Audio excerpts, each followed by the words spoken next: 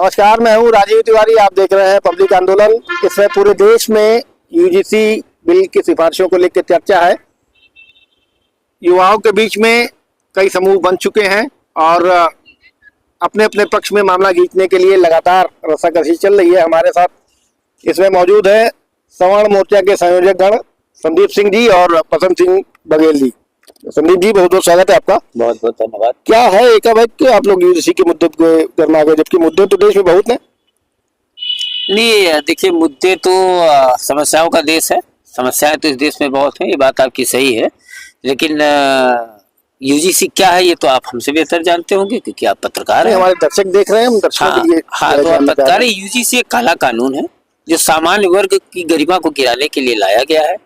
तो यूजीसी कानून का हम लोग विरोध कर रहे हैं और उसकी वापसी की बात कर रहे हैं, क्योंकि ये एक ऐसा कानून है जिसको किसी ने मांगा नहीं था, लेकिन सरकार पता नहीं क्यों खुश होकर सरकार ने दे दिया। और दिया तो ऐसा दिया कि उसमें जो है उन्होंने विभाजन की रेखा खींच दी और विभाजन की रेखा दिन पे दिन गहरी होती जा रही।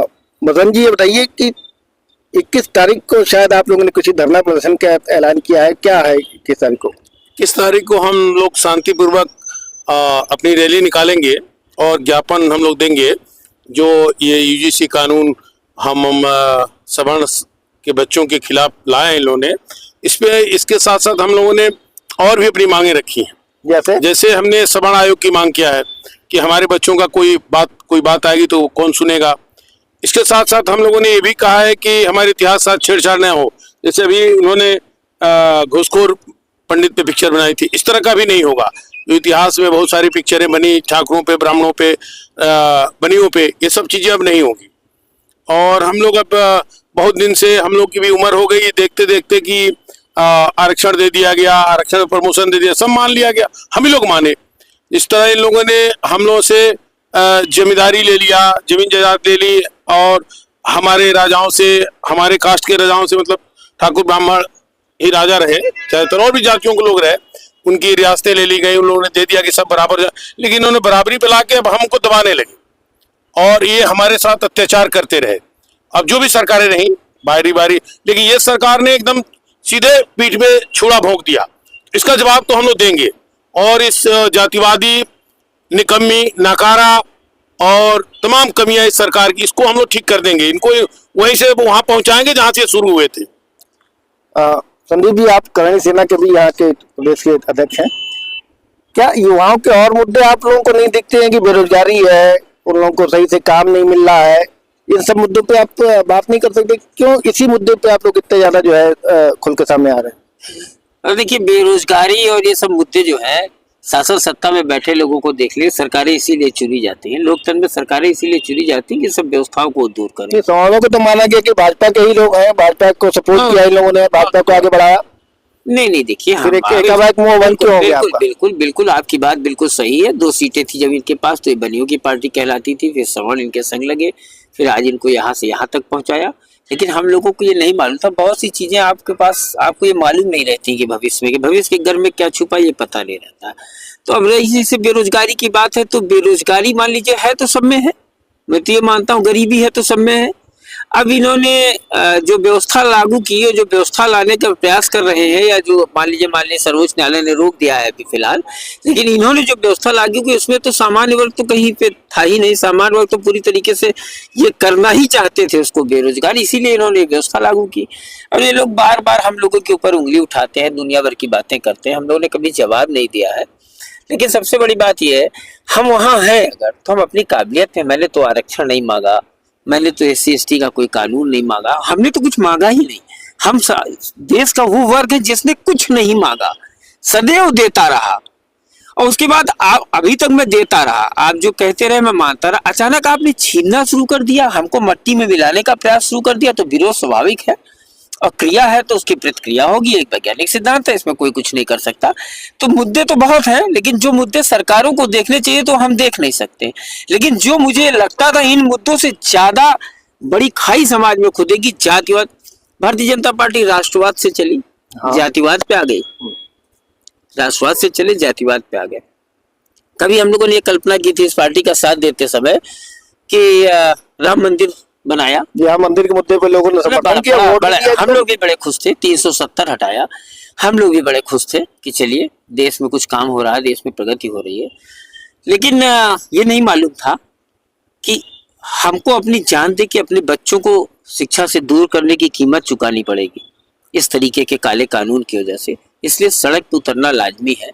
और कई भाजपा नेता हमारे संपर्क में हैं, उन्होंने मुझसे कहा कि उनकी भीड़ ज्यादा है। तो मैं आपके माध्यम से उनको आगाह करता हूँ कि लड़ाई हमेशा हिम्मत से, बुद्धि से और ताकत से होती है, भीड़ से लड़ाई कभी नहीं होती है। हमारे वंशजों ने भीड़ से लड़ाई नहीं की, हमारे वंशजों ने लड़ाई लड़ी है तो लड़ी है। तो इस देश को इतना देने के बाद मालूम नहीं था कि आजादी कितने वर्ष बाद ये सब होगा हम लोगों के साथ, तो उसका विरोध तो लाजमी है, करना ही पड़ेगा। किसने देखा कि हमारे पूर्वजों ने अत्याचार किया? हमने तो कभी नहीं देखा। 50 साल के ऊपर तो हमने देखा कि जो गरीब था, चाहे जिस जात का रहा, हम लोगों ने मदद किया, हम लोगों ने मदद किया। आज के टाइम में हर साल गांव में 2-4 लाख आज भी ऐसे संदीप जी, आज भी ऐसी खबरें आ जाती हैं कि गांव में अगर कोई बारात निकलती है तो लोग मना कर देते हैं कि हमारे दरवाजे से ना निकलो। अभी मैंने देखा, अभी मैंने खबर पढ़ी, सीधी में 75 वर्ष के बुजुर्ग पुजारी द्विवेदी जी की किसी बैकवर्ड समाज से आने वाले व्यक्ति ने 8 वार करके उनकी हत्या कर दी महाशिवरात्रि के दिन। अभी मैंने देखा कि मथुरा के रिफाइनरी थाना क्षेत्र में दलित लड़कियों को पिस्टल यादव नाम के एक अपराधी ने शादी नहीं होने दी, टेंट उखाड़ के फेंक दिया। हमसे बात करेंगे? हमसे किससे बात कर रहे हैं वो लोग? आप ये कहते हैं सम्राट चंद्रगुप्त उनके, आप कहते हैं सम्राट अशोक मेरे, आप कहते हैं कि क्या कहते हैं गौतम बुद्ध को भी गोल राजा मेरे, कहा कि गौतम बुद्ध जी हमारे हैं। आप कहते हैं गौतम बुद्ध उनके, आप कहते हैं मीर भोज गुजर, आप कहते हैं सुहेल देव राजभर। अरे भैया, जब तुमने शासन किया तो तुम्हारा डिस्क्रिमिनेशन कैसे हुआ? अब तो लोकतंत्र हो गया, अब तो वोट के द्वारा तय होता है। जनता चुन रही है भारतीय जनता पार्टी को। सुन लीजिए मेरे, ये हम लोग की गलतफहमी, हम लोग ने लोकतंत्र मान लिया, लोकतंत्र है ही नहीं, ये तो भीड़ तंत्र बना दिया इन्होंने। जैसे हमारे पूर्वज या हमारे लड़ने वाले ब्राह्मण ठाकुर 2 ही लड़े, मर गए, संख्या कम हुई, आजादी मिली तो इन लोगों ने कहा कि जनसंख्या ज्यादा हो गई है, जनसंख्या अपनी कम किया जाए। हमारे दो सबसे पहले ब्राह्मणों ने कम किया, लालाओं ने कम किया, ठाकुरों ने कम किया। ये जनसंख्या एक आदमी 7-7, 8, 10 पैदा करते गए, ये भीड़ तंत्र पैदा करते गए। हमें क्या मालूम था कि इनकी प्लानिंग क्या है? ये हमको मुसलमानों से लड़ा रहे थे। जनसंख्या तो इन्होंने बढ़ा के आज हमें किनारे कर दिया कि आपकी संख्या कम है इसलिए आपको भागीदारी कम दी जाएगी। ये कौन सी बात है भाई?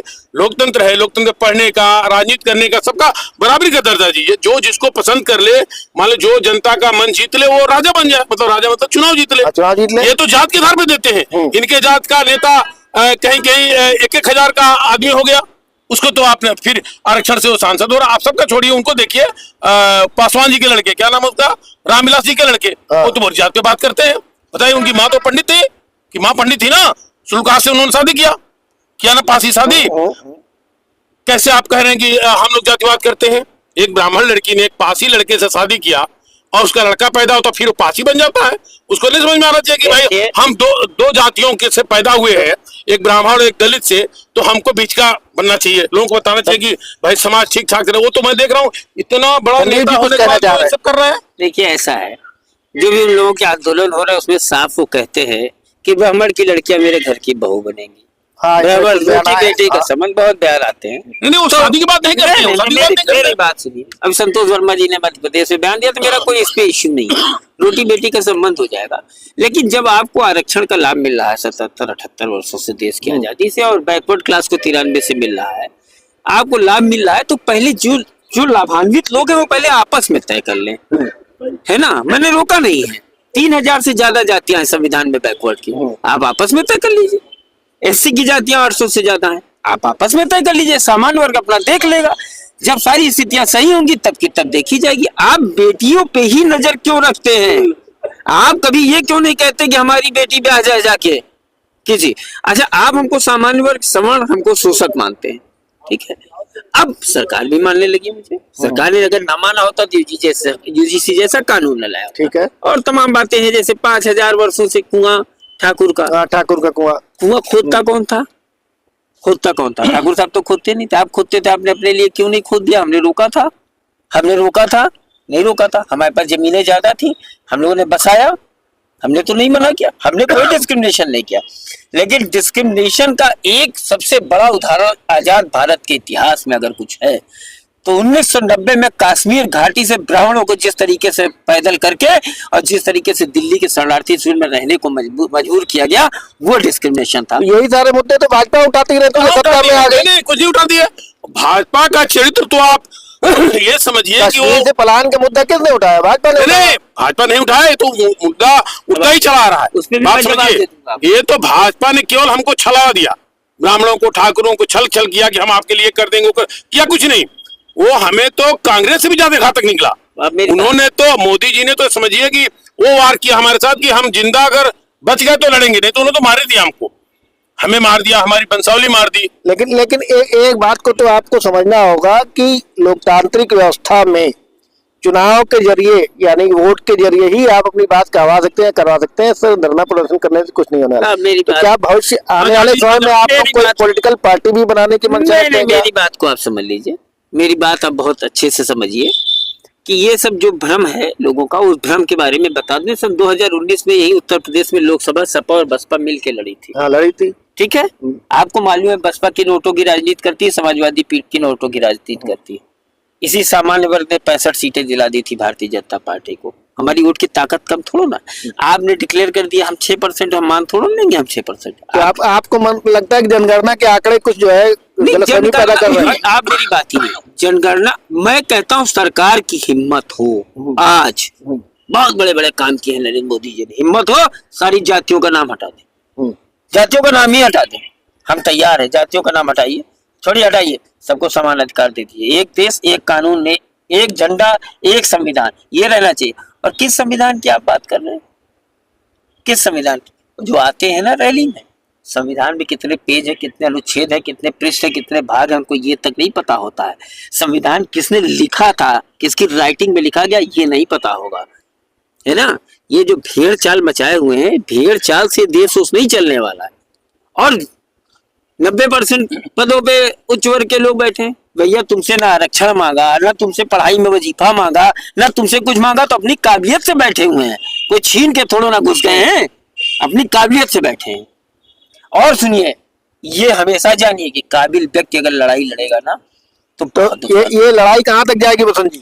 ये लड़ाई राजू जी क़यामत तक जाएगी। हम अपने जीते जी, मतलब जितने साल जिएंगे, हम ये सवर्ण मोर्चा की लड़ाई लड़ते रहेंगे, सवर्णों को इकट्ठा करेंगे और इन सरकार का जहां जहां सवर्ण समाज का प्रत्याशी होगा वहां जाके हम उसका विरोध करेंगे।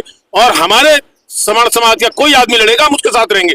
हम अब केवल जात की बात करेंगे, हम अब केवल जात की बात करेंगे और कोई बात नहीं करेंगे।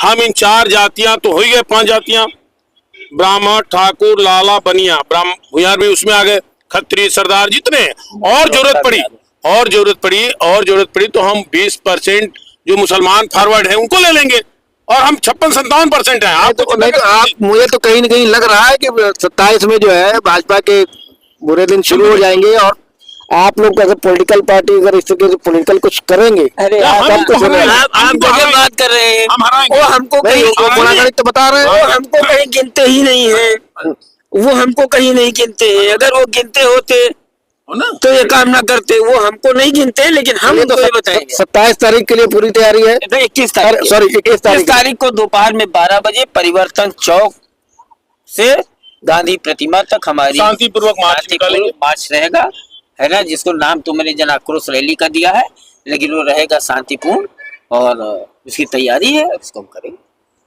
चलिए, बहुत बहुत शुक्रिया हमसे बात करने के लिए। ये थे सवर्ण मोर्चा के संदीप सिंह जी, बसंत सिंह बघेल जी। इनका कहना है कि फिलहाल यूजीसी के मुद्दे को छोड़ा नहीं जाएगा जब तक कि जो है ये काला कानून वापस सरकार नहीं ले लेती है। और 21 तारीख को एक जन आक्रोश रैली यहाँ पे राजधानी लखनऊ के परिवर्तन चौक से निकलेगी, जो हजरतगंज स्थित गांधी प्रतिमा तक जाएगी। देखते रहिए पब्लिक आंदोलन। बहुत बहुत शुक्रिया।